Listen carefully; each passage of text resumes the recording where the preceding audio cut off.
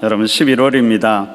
여러분들은 11월에 어떤 기대와 소망을 가지고 계십니까? 여러분 교회는 11월이 되면 한 해를 조금씩 정리하면서 새로운 한 해를 준비해 나갑니다. 그래서 내년 계획도 세우고 필요한 사람들도 이제 조금씩 세워가지요.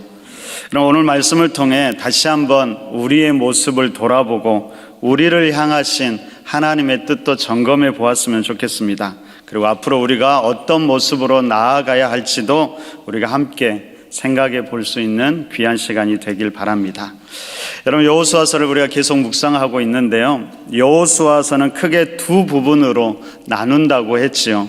여러분 1장부터 12장까지는 이제 요단강을 건너서 가나안 땅을 정복하는 이야기이고요, 바로 13장부터 마지막까지는 이제 정복한 땅을 분배하는 이야기입니다. 여러분 이제 분배한다는 것은 사실 참 중요한 문제인데 참 쉽지 않은 문제입니다. 여러분 당시 가나안 땅을 생각해 보면 분명히 좋은 땅도 있었을 것이고 그렇게 좀 좋지 않은 나쁜 땅도 있었을 것입니다. 아직 정복되지 않아서 적들이 여전히 머물러 있던 땅도 있었겠지요. 그래서 마치 이 땅을 분배한다라는 것은 꼭 제로섬 게임처럼 누군가가 좋은 곳을 가져가면 누군가는 나쁜 곳을 가질 수밖에 없는 것이죠. 그래서 모두가 이 문제에 민감할 수밖에 없었습니다. 그럼 이전에 1차 분배가 이루어졌던 요단 동편 지파를 한번 생각해 보면 그들은 그 땅이 좋아 보여서 그곳을 요청하게 되지요. 물론 자기 개인의 이익만을 위한 것은 아니었을 겁니다. 공동체를 위한 것이었고 어쩌면은 다음 세대인 자녀들을 위한 것이었겠죠. 근데 여러분 우리가 연약해지고 실수하고 넘어지는 지점이 또한 여기이기도 합니다. 바로 우리라는 공동체지요. 분명히 우리라는 공동체는 든든히 세워져야 하는데 자칫 잘못하면 우리를 내세우면서 우리의 힘을 과시하면서 집단 이기주의에도 빠질 수 있다는 것을 우리는 염두에 두어야 합니다. 여러분 당시 이스라엘 공동체는 어떻게 될까요? 바로 이 땅을 분배하는 일이 이스라엘 공동체의 중요한 분기점이 될 것입니다. 다시 말하면 이들이 땅을 분배하는 모습을 보면 그 공동체의 진짜 모습을 보게 될 것이라는 말입니다. 자, 먼저 오늘 본문 1절에서 이렇게 이야기합니다. 우리 1절을 함께 한번 읽어보겠습니다. 함께 읽습니다.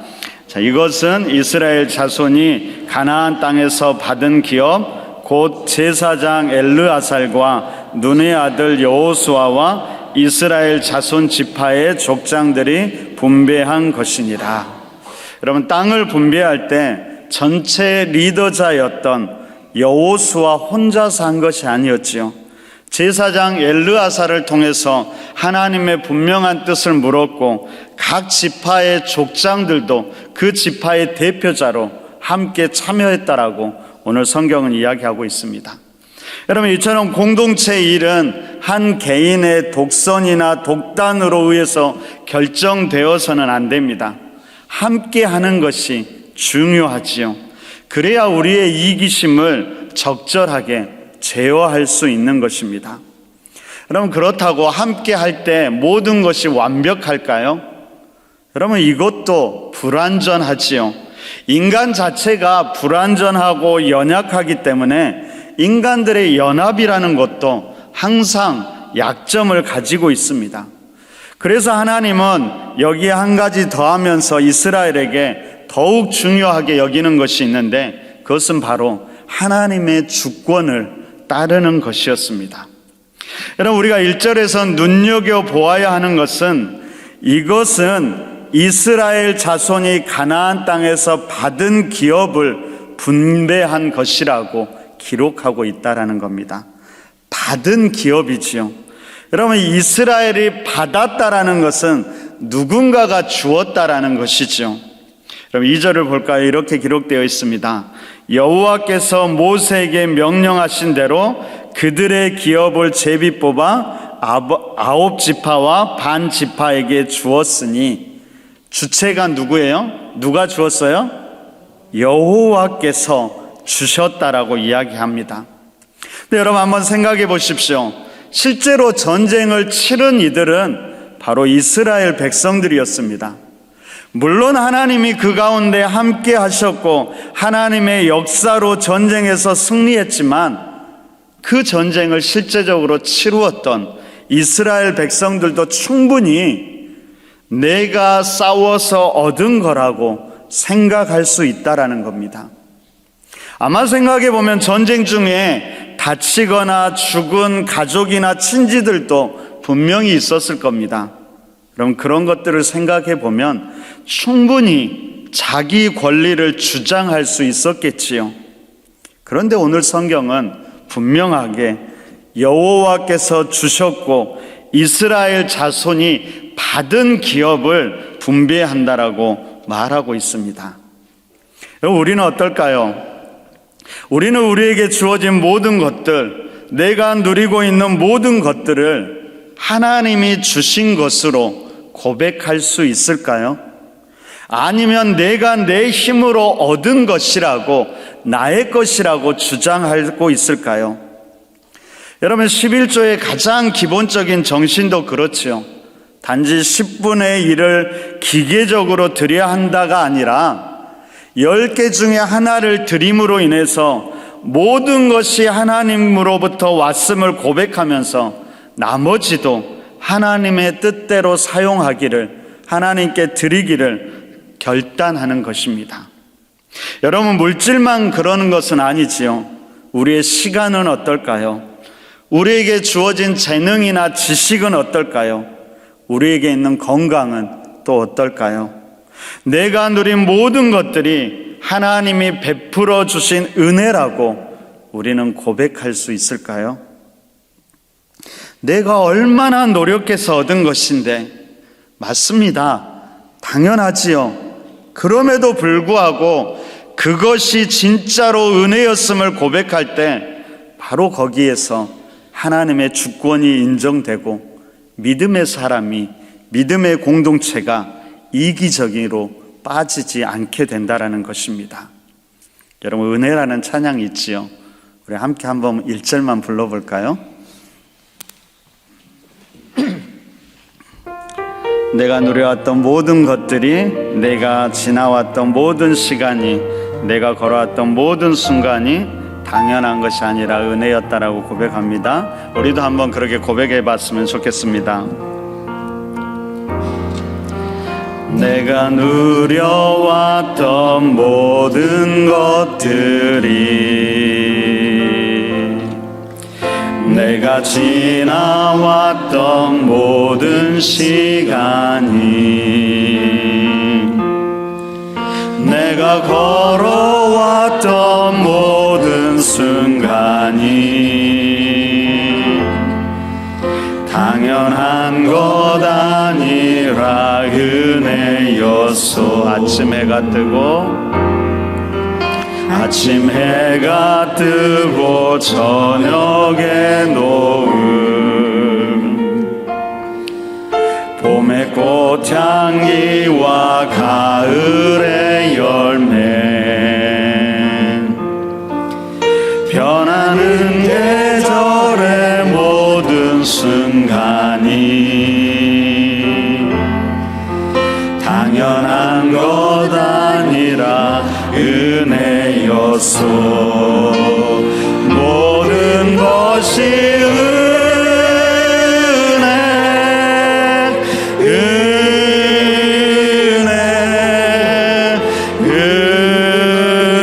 은혜, 한없는 은혜. 내 삶에 당연한 것 하나도 없었던 것은 모든 것이 은혜, 은혜였소. 여러분, 그렇지요. 내 삶에 당연한 것 하나도 없었던 것은 모든 것이 은혜. 우리가 그렇게 고백할 수 있었으면 좋겠습니다. 그럼 2절을 다시 한번 볼까요? 우리 한 목소리로 한번 읽어볼까요? 2절 읽습니다. 자, 시작. 여호와께서 모세에게 명령하신 대로 그들의 기업을 제비 뽑아 9지파와 반 지파에게 주었으니. 그럼 구체적으로 땅을 분배하는 과정에서 하나님의 주권을 인정하는 방식이 두 가지로 진행되는데요. 하나는 여호와께서 모세에게 명령하신 대로라고 이야기합니다. 여러분, 이전에 하나님께서 모세에게 말씀하신 것을 기억하고 그것을 기준과 큰 방향으로 삼고 있음을 우리는 보게 됩니다. 여러분, 당시 여호수아뿐만 아니라 모든 이스라엘 지파 사람들이 그 여호와의 말씀을 알고 있었던 것이죠. 그러면 이에 따라서 두 지파 반에게는 요단 동편 땅을 지급하고 나머지 9지파 반에게 기업을 나누는데 레위 자손에게는 따로 기업을 주지 않지요. 다만 거주할 성읍과 가축 그리고 재산을 위한 목초지를 주었는데 그것도 독립된 영역을 준 것이 아니라 각 지파 안에서 일정한 구역을 정해 주었습니다. 여러분, 그렇게 한 이유에 대해서 말씀드렸는데 바로 그들이 기준과 방향이 되기를 바랬던 것이죠. 모든 지파들이 레위 지파를 보면서 하나님과 자신들과의 관계를 돌아보고 점검할 수 있기를 바랬던 것입니다. 여러분, 하나님의 주권을 인정하는 다른 하나는 뭐냐면 제비를 뽑는 방식으로 나타납니다. 여러분, 제비를 뽑는다는 것은 인간의 생각과 어떤 개입을 넘어서지요. 그래서 의외성들이 많이 생겨나게 됩니다. 그러면서 이것이 때로는 인간의 실수를 바로잡기도 합니다. 여러분, 이 땅에서 이 믿음의 삶에는 이 두 가지의 균형이 필요합니다. 이미 주어진 하나님의 명령에 따라 우리 안에 자리 잡고 있던 기준들과 바로 지금 우리에게 임하는 하나님의 뜻의 균형이지요. 여러분, 초대교회는 이 두 가지 균형을 아주 잘 지켜나갔습니다. 사도행전에서 자살했던 유다 대신 사도를 세울 때도 그랬지요. 사도행전 1장 22절은 이렇게 이야기합니다. 항상 우리가 함께 다니던 사람 중에 하나를 세워 우리와 더불어 예수께서 부활하심을 증언할 사람이 되게 하여야 하리라 하거늘. 그러니까 먼저 기준에 따라서 합당한 사람을 추천하지요. 그런 다음에 제비를 뽑는데 이때 제비를 뽑을 때도 그냥 뽑지 않았습니다. 철저히 기도하는 모습을 보게 됩니다. 우리 사도행전 1장 24절부터 26절을 제가 24절, 여러분 25절, 26절은 함께 읽어보도록 하겠습니다. 그들이 기도하여 이르되 뭇사람의 마음을 아시는 주여, 이 두 사람 중에 누가 주님을 택하신 바 되어 봉사와 및 사도의 직무를 대신할 자인지를 보이시옵소서. 유다는 이 직무를 버리고 제 곳으로 갔나이다 하고 함께 읽습니다. 제비 뽑아 마띠아를 얻으니 그가 11 사도의 수에 들어가니라. 기도하고 제비를 뽑는 것은 바로 지금 여기에 임하신 하나님의 뜻을 찾고자 하는 것이죠.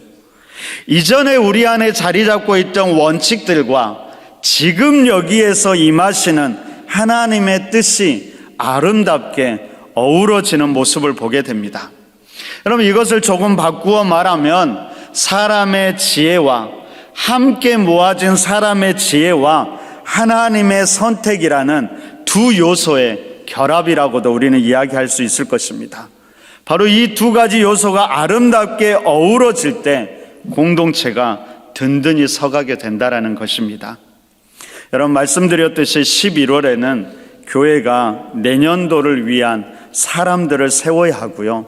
또한 내년도에는 우리 항존직 선거도 진행되어야 합니다. 바로 그때마다 이 두 가지가 아름답게 어우러지면서 그 모든 일을 통해서 우리 길가의 교회가 더 든든히 서갈 수 있기를 바랍니다. 자, 한 가지를 더 보면은요, 여러분 6절 이하에서 이제 본격적으로 땅을 분배하는데 순서에 따라 유다 지파가 가장 먼저 나옵니다. 그런데 그때 함께 나오는 사람이 있었는데 바로 갈렙이 함께 나오지요. 여러분, 우리는 갈렙이 누구인지를 잘 압니다. 갈렙은 바로 출애굽 1세대로 가나안 땅을 정탐할 때 오직 여호수아와 갈렙만이 믿음으로 고백하면서 그 땅에 올라가자라고 이야기했지요. 그런데 모든 나머지 10지파의 리더자들은 올라가지 말자라고 이야기했던 것입니다. 결국 1세대에 모두가 광야에서 죽고 오직 여호수아와 갈렙만이 가나안 땅을 받게 되지요. 이렇게 보면 여호수아와 갈렙은 이스라엘의 영웅이었고요, 어른이었으며 이 갈렙은 또한 여호수아의 믿음의 동역자였다라는 걸 알게 됩니다. 근데 그런 갈렙이 땅을 분배하려고 하는데 가장 먼저 나오더니 이렇게 이야기합니다. 여러분 6절을 보세요. 그때 유다 자손이 길갈에 있는 여호수아에게 나아오고 그니스 사람 여분네의 아들 갈렙이 여호수아에게 말하되 여호와께서 가데스 바네아에서 나와 당신에게 대하여 하나님의 사람 모세에게 이르신 일을 당신이 아시는 바라. 아마도 갈렙이 유다 대표로 나온 것이 아니라 개인 자격으로 나오지요.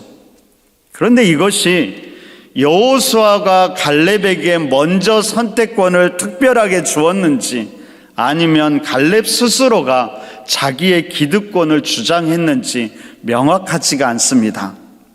여러분, 우리는 이 6절의 갈렙의 주장을 어떻게 보아야 할까요? 이것은 다음 주에 한번 살펴보려고 합니다. 그리고 오늘은 조금 다른 면, 갈렙의 출신에 대해서 조금은 더 생각해 보도록 하겠습니다. 여러분, 성경은 갈렙을 소개하는데 어쩌면 의도적으로 갈렙에 대해서 이렇게 이야기합니다.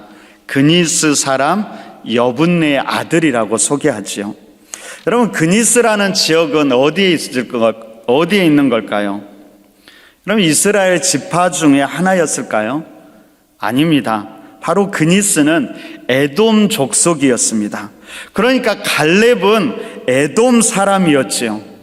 아마도 그는 오랜 전쟁을 통해서 애굽의 포로가 되었다가 이스라엘 백성들이 출애굽할 때 함께 합류하면서 나왔던 것 같습니다. 이때 그는 여호와의 신앙을 받아들이고 유다 지파에 편입해서 들어온 것이지요. 그런데 그런 그가 유다 지파의 리더의 자리까지 오르게 됐지요. 그러면서 가나안 땅을 정탐할 때 그 지파를 대표하는 리더자로 참석하게 된 것입니다. 여러분, 사실 이스라엘 공동체는 하나님의 특별하게 선택된 민족으로 무엇보다도 거룩함을 중요하게 여깁니다. 거룩함의 가장 기본적인 개념은 분리에서부터 나오지요. 속된 것들, 순수하지 못한 것들과의 분리입니다. 여러분, 어떻게 보면 가나안 땅에서의 전쟁도 바로 이 거룩함을 위한 전쟁이었고, 때때로 그들을 진멸하라고 하신 것도 바로 이 거룩함을 유지하기 위함이었습니다. 여러분, 그런데 하나님과 언약을 맺은 이후부터 하나님이 계속해서 이 거룩함을 강조하는데, 내가 거룩하니 너희도 거룩하라고 계속해서 강조하셨지요. 그럼에도 불구하고 우리는 갈렙을 통해서 알 수 있는 것이 무엇일까요? 바로 이스라엘은 어느 정도 열린 공동체였다라는 사실입니다. 그들은 민족의 혈통을 강조한 혈연 공동체였지만 그것이 폐쇄적인 사회가 아니라 한편으로는 구원 공동체로 모두를 받아들일 줄 아는 개방성도 가지고 있었다라는 것입니다. 단순히 받아들이는 것만이 아니라 그들을 리더로까지 인정하는 열린 공동체였지요. 여러분, 현대 교회 공동체도 바로 마찬가지입니다. 교회는 교회로서의 분명히 세상과의 다름이 존재해야 하지요. 세상의 것들이 함부로 교회 안에서 들어와서 자리 잡게 해서는 안 됩니다. 바로 이것이 부정적인 방향으로 흘러갈 때 우리는 그것을 교회에 세속하라고 이야기합니다. 여러분, 현대교회의 가장 위험한 것 중에 하나가 바로 교회에 세속하지요. 교회와 세상의 구별이 사라져 버린 것입니다. 그런데 그럼에도 불구하고요, 교회는 열린 공동체가 되어야 합니다. 교회의 존재 목적이 교회 자체에 있지 않지요. 교회는 세상의 구원을 위해서 존재하기에 항상 적극적으로 세상에 나아가야 하고요, 세상의 것들을 받아주고 품어줄 수 있어야 합니다. 그러면서도 교회는 거룩한 하나님의 나라됨을 지켜나가야 되지요. 그래서 교회를 정의할 때 교회는 거룩한 성도들의 모임이라고 이야기하기도 하지만은요, 또한 교회는 죄인들의 모임이라고도 이야기하는 것입니다. 교회는 항상 이 긴장을 유지해야만 합니다. 문제는 뭘까요? 이런 긴장을 유지하면서도 교회 공동체가 거룩함을 유지할 수 있느냐지요. 여러분, 그럴 수 있을까요? 여러분, 이때 중요한 것은 세상의 모습이 아니라 우리 자신입니다. 우리가 더러운 것, 세속적인 것들을 받아들일 수 아는 거룩함과 영성이 있느냐가 중요한 문제입니다. 여러분, 결국 교회 공동체가 세속화되는 것은 세상의 것이 들어와서가 아니라 우리가 그것들을 받아내고 소화해낼 영적인 힘이 우리에게 없기 때문이지요. 문제가 세상에 있는 것이 아니라 우리에게 있다라는 것입니다.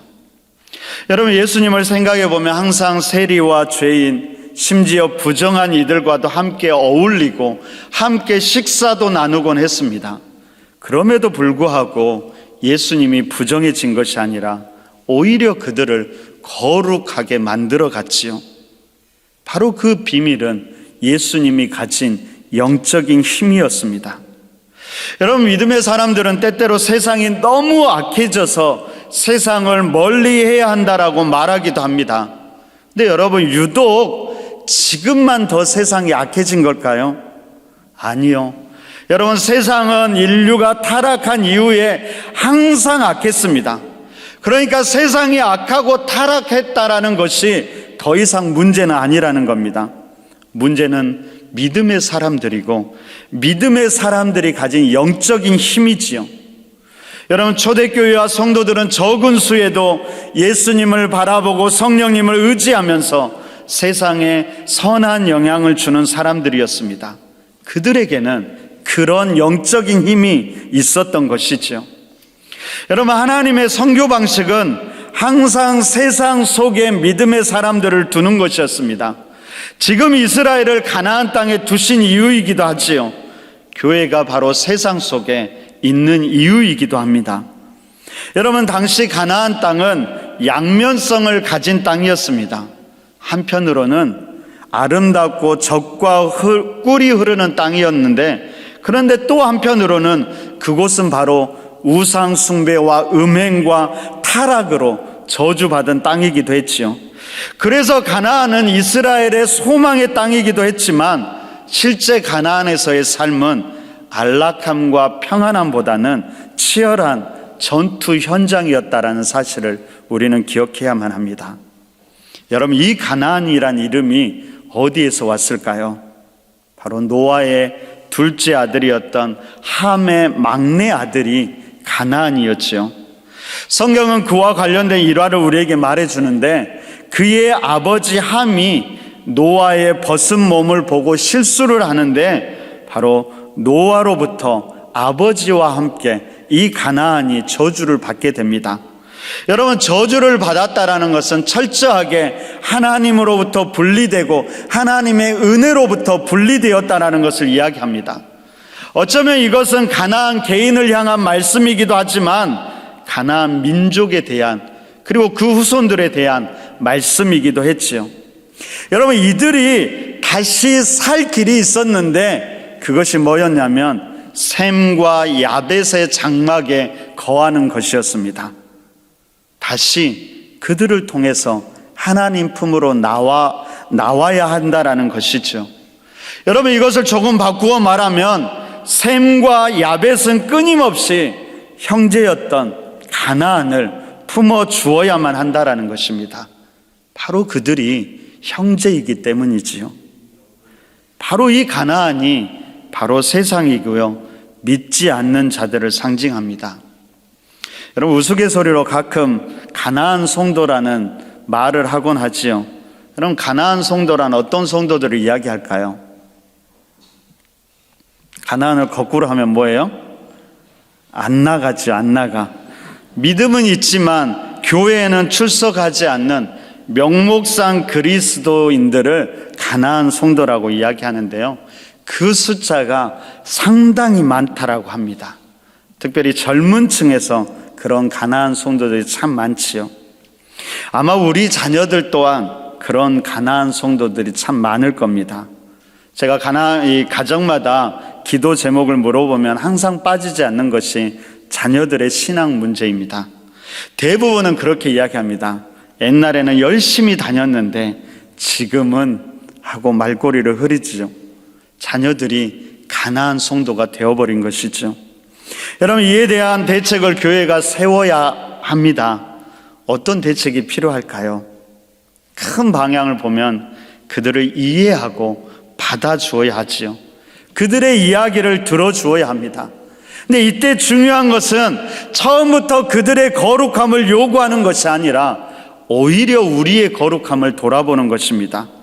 그들에게 어떤 거룩함을 기대하거나 요구하기 이전에 그들의 모든 것을 받아줄 수 있는 그 힘을 우리가 키워가야 한다라는 것이죠. 오늘 하나님은 이스라엘 백성들에게 그 가나안 땅으로 인도하셨습니다. 그리고 그곳에 하나님의 나라를 세워가기 원하셨습니다. 그곳에서 성령님과 함께 하면서 선한 영향력을 주고 살아가게 하신 것이지요. 그런데 믿음의 사람들이 그럴 힘이 없는 것입니다. 오히려 세상의 눈치를 보거나 세상과 똑같이 동화되어서 밖에 살 수 없다라고 이야기하지요. 그러면서 세상에 영향을 주기보다 오히려 세상에 영향을 받게 됩니다. 세상이 문제가 아니라 우리가 문제라는 겁니다. 우리의 영적인 힘이 그것을 감당하지 못하는 것이죠. 어떻게 해야 이 영적인 힘이 생기는 걸까요? 물론 말씀과 기도의 자리로 다시 나아가야 하지요. 그래서 저는 여러분들 다시 한번 11월이 말씀과 기도에 집중하는 시간이 되기를 바랍니다. 뿐만 아니라 오늘 이야기에 처음으로 한번 돌아가 볼까요? 오늘 이스라엘 백성들이 땅을 분배할 때 비록 자신들이 전쟁에 참여하고 수고했지만 때로는 부상도 당하고 사랑하는 사람을 잃는 아픔도 있었겠지요. 그렇게 얻은 것들이었지만 그것을 자신의 것으로 주장하지 않았다라는 겁니다.